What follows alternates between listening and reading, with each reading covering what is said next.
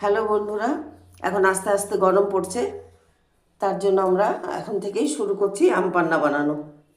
আমরা আমটা সেদ্ধ করে নিয়েছি, এবার আমের পালটা বার করে নিব, তারপরে রেডি করছি আম পান্না। আমাদের আমের পাল বার করা রেডি। এবার আমরা এর মধ্যে দেব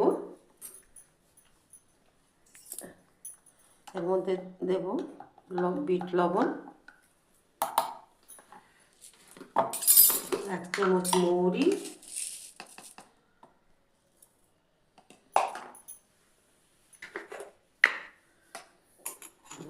গোলমরিচ, একটু ভাজা জিরের গুঁড়ো, আর দেব চিনি পাতা। এবার এটাকে গ্রাইন্ড করে নেব। আমাদের আমের পাল রেডি। এবার আমরা এটা